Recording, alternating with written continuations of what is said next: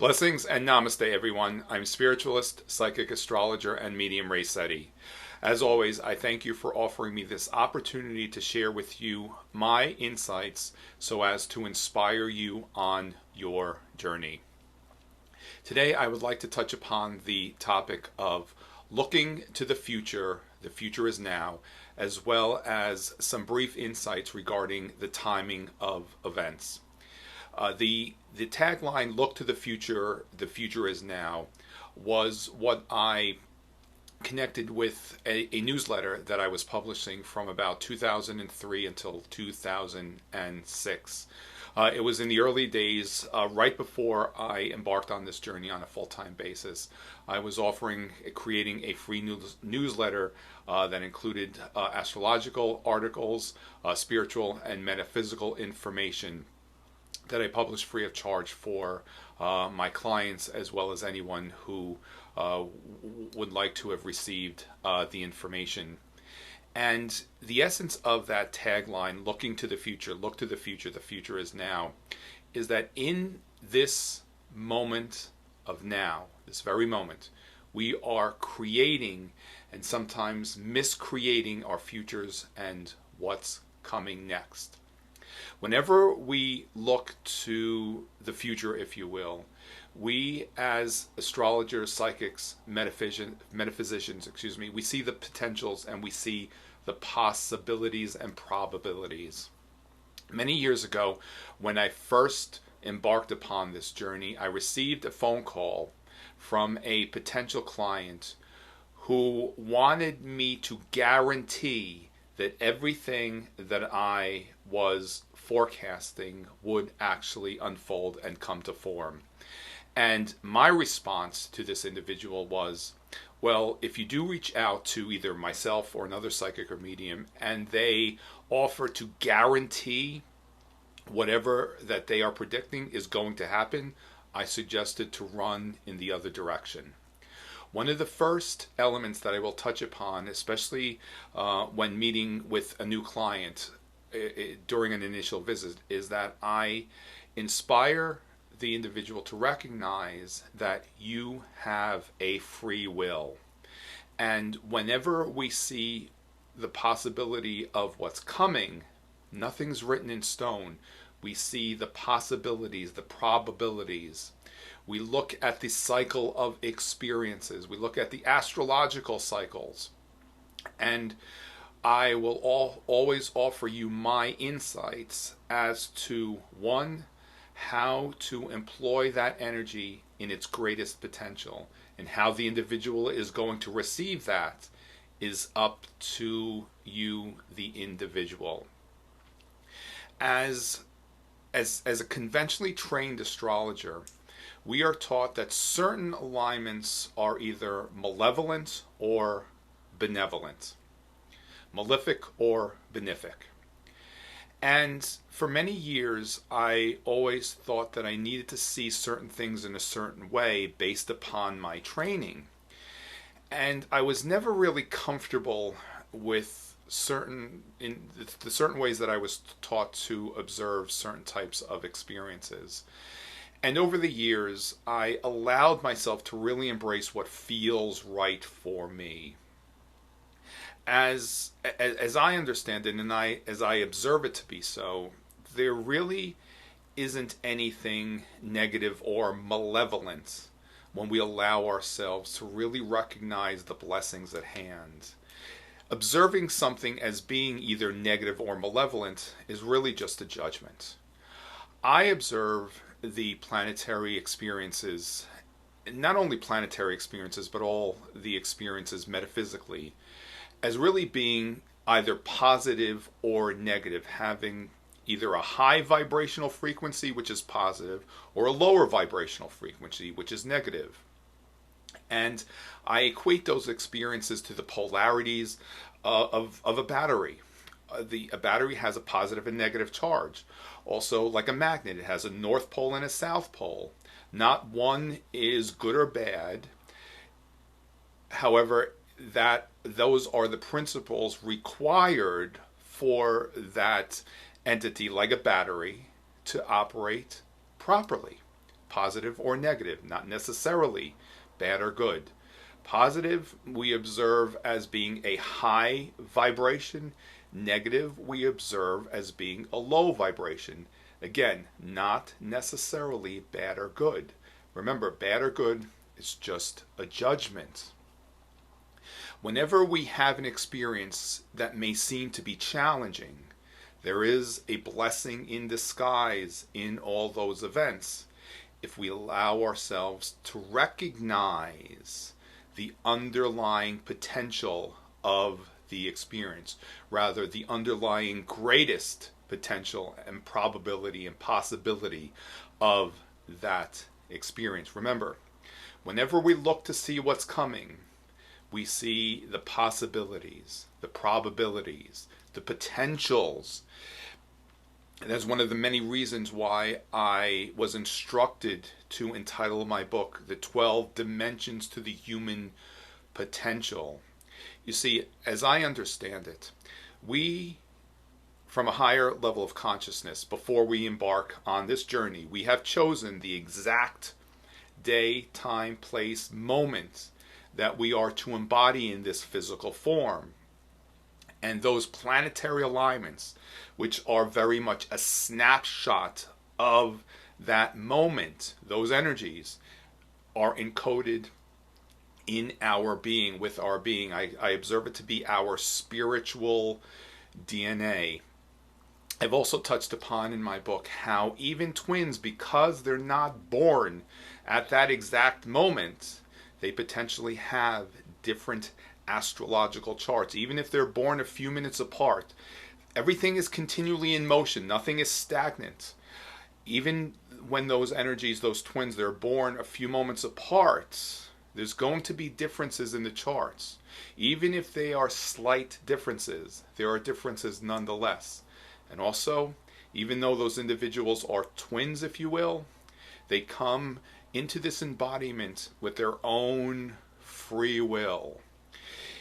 The connection that they have with their higher self. I've talked about the higher self during many experiences, many videos, that the higher self, that's that part of us that we are connected with, that exists in the spirit realm through an etheric umbilical cord, which is removed from the third dimensional interferences with. Many times these third dimensional experiences can interfere with our spiritual clarity.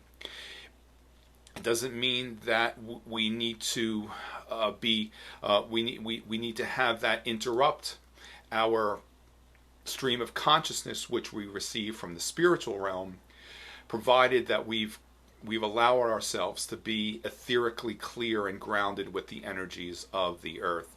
Even though we are in physical form, even though we, for the most part, still operate at the third dimension, although we are ascending to a higher level of spiritual consciousness. We've heard that we are ascending to the fifth dimension. This is a dimensional frequency that is much higher than the density of the third dimension. I believe it was Wayne Dyer, and I'm sure I've said this before, referred to experiences as such as dying while you're still alive. When we leave the physical form, we drop the third dimension and we transition into the higher vibrational dimensions, the higher vibrational frequencies, the spirit realm, if you will. The all of humanity right now, as we are experiencing this great awakening, we're very much dying while we are still alive.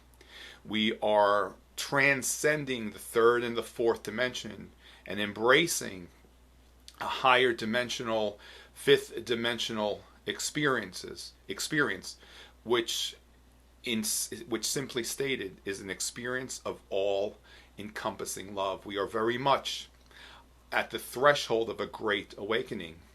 And one of the elements that I'm emphasizing right now is how we are creating what is coming next. Remember, nothing is written in stone. We are seeing the possibilities and the potentialities of what is coming next. And in this moment begins the process, this one moment of now. In spirit, in the spirit realm, in the higher dimensions, there's only one moment.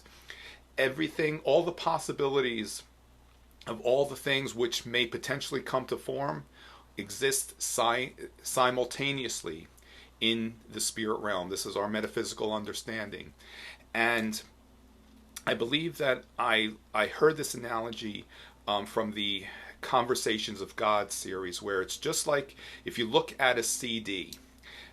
Many of us probably don't use CDs, but that's right now, I think, one of the most efficient analogies that I can use. When you use a CD, especially when programming our computers with specific types of softwares, all the possible outcomes of all the keystrokes are somewhere encoded in that CD. It's the same in the spirit realm. All the possible outcomes of any situation is encoded in the spirit realm. We understand that to be the Akashic records, where everything that's already happened and all the probabilities and possibilities of what's to come next are encoded in the Akashic records. And it's based upon our choices and our free will as to ultimately what will come to form. I've also touched upon how, or the understanding that whatever is manifesting in the physical world is a reflection of what is happening within the collective of humanity. You see, since the beginning of the year, and I touched upon this element as well in some of my prior forecasts, that we are at a time of a great release of fear. This is one of the final stages that will usher in the Great Awakening, the New Age. Because in those times, fear will not be present. And in order for us to fully enjoy that experience, if there's any remnants, any residue, any discordant energy, it needs to now be released. And that's exactly what's happening from a metaphysical understanding in the outside world. It's not to diminish any challenges which some are facing. However, in order for us to really embrace a higher understanding in any experience, we need to embrace the metaphysical understanding of the event, so as to have greater awareness, a greater understanding of that experience. As I said, when I'm referring to the astrological chart, if you will, from a higher conscious level, we've chosen that moment when to embody. And those energies are very much encoded in our etheric spiritual being. I equate that to the experience of choosing the colors on the artist's palette before we have embodied in this physical form, and what it is that we are to create, what it is that we are to paint with those colors. We are creating that painting in every moment of every day. And sometimes, as I've said, we miscreate an experience. The miscreation event comes when we've engaged in something with lack of awareness, when we're not fully allowing ourselves to be aware of all the thoughts we set in motion. I believe it was in chapter 3 of my book, I inspired us to recognize that we allowed ourselves to recognize, acknowledge, and embrace every thought we had in every moment of every day, we would observe exactly how we've created the experiences which have come to pass. That understanding does suggest that we become accountable and responsible for all the intentions.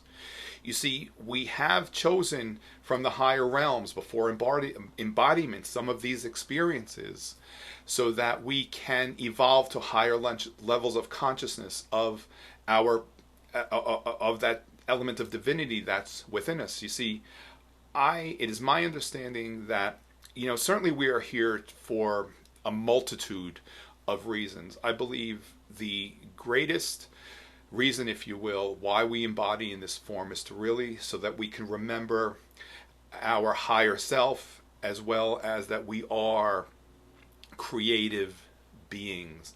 There's a God particle encoded in every one of us, and the essence of that God particle is creation, creativity. This experience is very much a creative evolution experience of divinity for all of us. And in this moment of now, we are very much creating what is coming next. I certainly inspire us and suggest to create from a place of love and not from a place of fear. When we create all things from that place of love, we certainly have an experience that does benefit the highest good of all concerned. You know, many of us right now seem to be praying for a specific outcome of this experience that we're all having right now in our world. What I suggest is to pray, meditate for the highest good of all concerned. That also, by setting that intention in motion, that allows spirit to really be what it needs to be and to engage in its work in ways that sometimes we don't always understand. That's where that trust element certainly does need to come to pass, or come to play, excuse me. Whenever we're looking ahead, we look at cycles of experience. All things connected with the signs, the planets, are cyclical.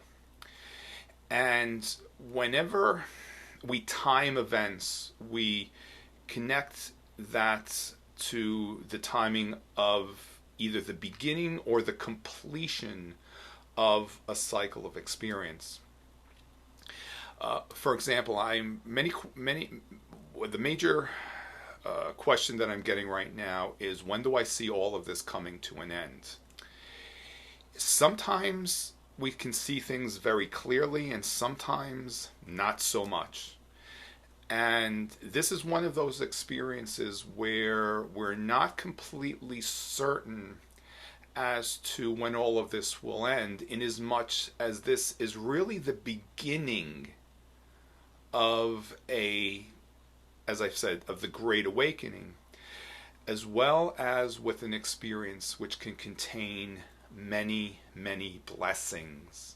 And in order for us to really embrace those blessings, we need to release all the discordant energy that is already existing within ourselves personally, as well as in the collective consciousness.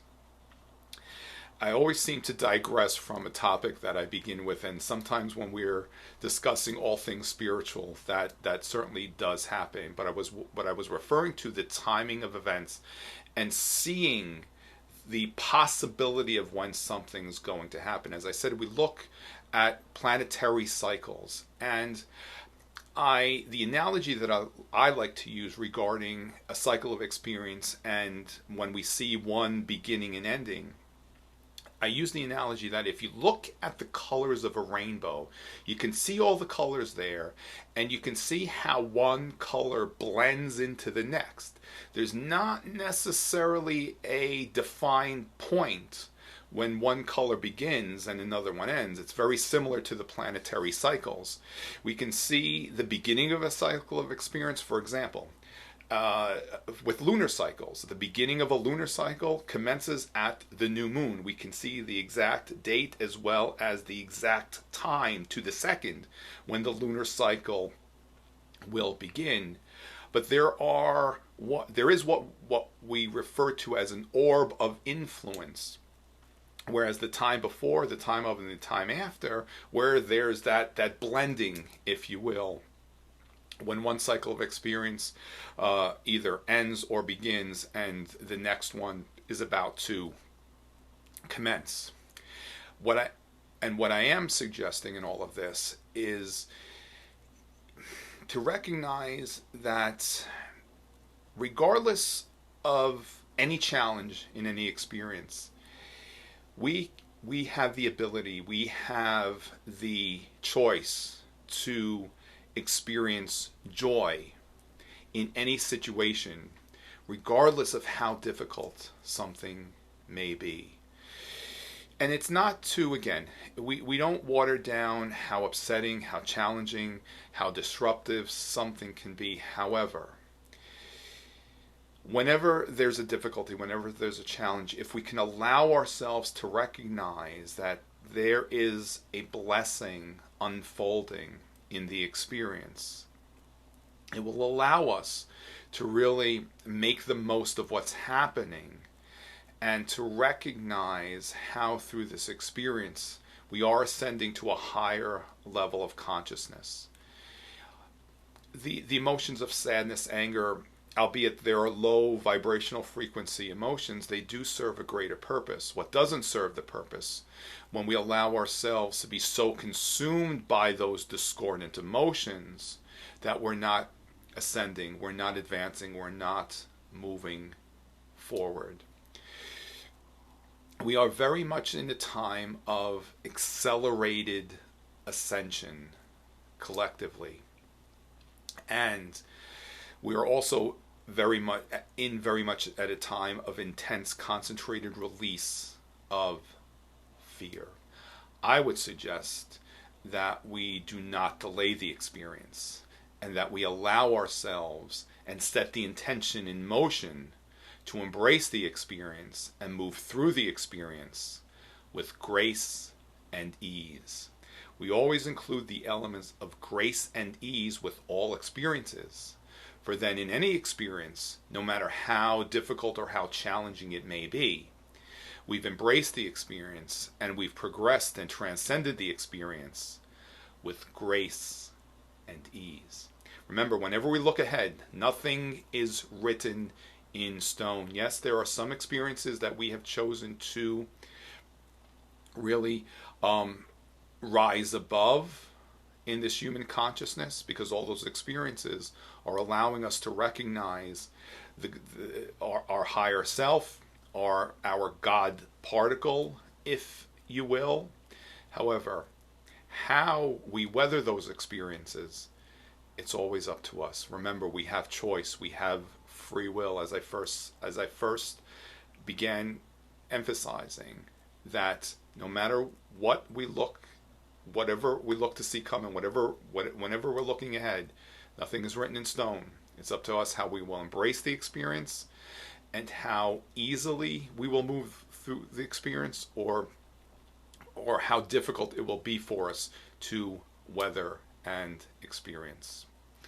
Once again, I thank you for allowing me these few moments to share with you some of my insights into the experiences of our world right now, as well as inspiring you to recognize some of your greatest potential. Remember, look to the future. The future is now. In this moment of now, we're creating all that is coming next. We can either delay the joy or we can embrace the joy very, very quickly. Remember, it's always up to us. That's also why sometimes it's very difficult to see when an actual event may or may not occur. We can embrace it quickly, or we can delay the joy. As always, the choice is always ours. I will share with you, as my schedule allows, as much information as Spirit will share with me. I thank you once again for offering me this opportunity to share with you some of these insights. Remain in the light, always in a place of love. Always in a place of love. Namaste and many blessings.